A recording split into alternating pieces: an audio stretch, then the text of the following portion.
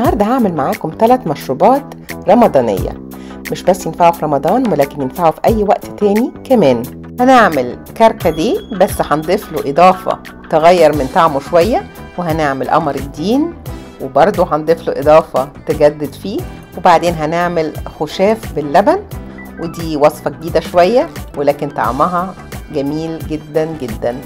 أنا رندودة ودي قناتي، ولو أول مرة تتفرجوا على وصفة من وصفاتي ياريت تدوسوا على زرار سبسكرايب عشان تشتركوا، وكمان الجرس علشان يجيلكم نوتيفيكيشن كل مرة انزل فيها وصفة جديدة. لو عجبتكم وصفة النهاردة ما تنسوش تعملوا لايك وشير، ولو كتبتولي كومنت هكون مبسوطة جدا. ويلا بينا نبتدي. اول حاجة هنعمل مشروب الخشاف بالحليب. احلى حاجة فيه ان مش هنضيف له اي سكر. هنجيب وعاء غويط وهنضيف فيه كل الفواكه المجففة. ادي المشمش 4 قطع او 35 جرام، هقطعه كل مشمشية قطعتين. ودي القراصية 3 قطع هقطعها برضو نصين. 3 بلحات هشيل منهم طبعا البذرة وهقطعهم برضو قطعتين او 3. 35 جرام التين عملوا معايا قطعتين، قطعتهم برضو نصين. وهضيف على الفواكه دي 650 ملي حليب، وهنسيب الخليط ده يتنقع من الليلة اللي قبلها. تاني يوم بقى هنجيب مجهزة الطعام او الخلاط، وهناخد الفواكه اللي كانت منقوعة في الحليب ونحطها فيه ونضربها لحد ما تبقى ناعمة خالص ومفرومة زي البيوريه. وبعدين هضيف على الخليط 20 ملي عسل ابيض او اللي هم يعادلوا 2 معلقة كبار. اللي بيحب الحاجة مسكرة اكتر طبعا ممكن يزود العسل حسب الرغبة.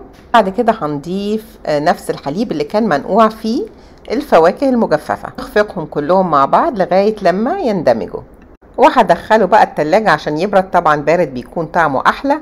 وقبل التقديم على طول هعمل اخر خطوة، نجيب 100 ملي كريمة خفق ونخفقها لغاية لما السائل يتكون منه كريمة خفيفة. الكمية دي عملت 4 كوبايات. ضفت على كل كوباية شوية تلج عشان تبقى ساقعة حلوة. وبعد كده هنضيف المشروب بتاعنا، وعلى الوش هنحط 2 معلقة كريمة، واللي يحب يضيف كام قطعة لوز محمص بيبقى طعمه تحفة. كده خلص معانا أول مشروب هنعمله مع بعض النهاردة، وبالهنا والشفا. تاني مشروب هنعمله النهاردة هو الكركديه.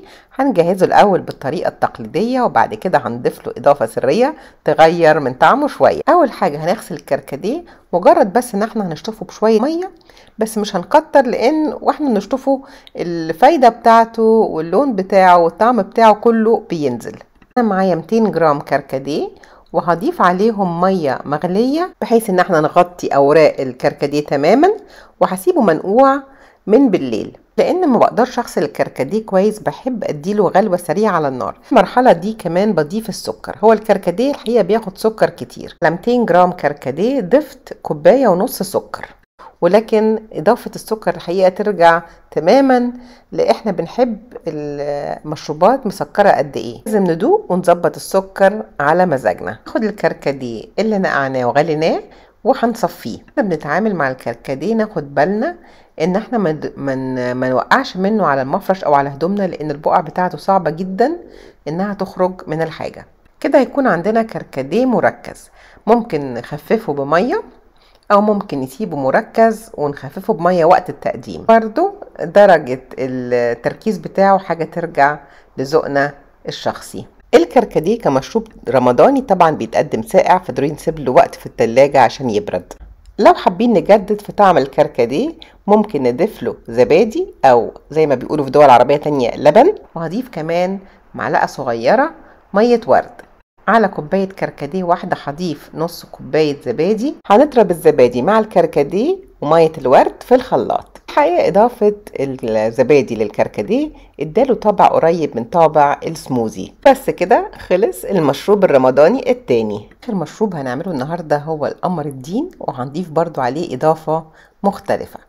هنجيب لفة قمر الدين ونقطعها مكعبات. أنا بستخدم المقص بقطعه بيها، وبعد كده هننقعه في مية مغلية. الأسهل إن احنا ننقعه من اليوم اللي قبله ونسيبه لغاية تاني يوم. ولكن ممكن برضو ان احنا في نفس اليوم اذا ما فيش وقت ان احنا نسيبه منقوع، ممكن ان احنا نغليه على النار شوية لغاية لما قطع قمر الدين تدوب. كمية المية اللي هنضيفها على قمر الدين بتتوقف تماما على نوع قمر الدين، قد ايه هو مركز، وكمان على احنا بنفضل قمر الدين تقيل ولا خفيف. قطع قمر الدين ما دابتش تماما بعد ما حطيناه على النار، نضربه في الخلاط او بالمضرب اليدوي الهاند بلندر. عادة قمر الدين بيبقى جواه سكر، فمش بنحتاج نحط سكر خالص او بنحتاج نحط شوية سكر صغيرين، برضو ده حسب رغبتنا. ده جاهز القمر الدين التقليدي بتاعنا.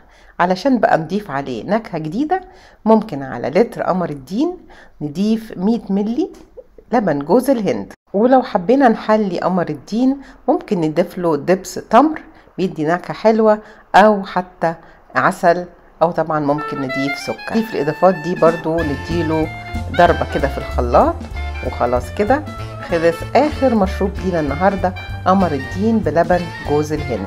وبكده كمان خلصت وصفة النهاردة، مشروبات رمضانية غير تقليدية. يا رب تكون عجبتكم، اشوفكم على خير في الوصفة الجاية ان شاء الله.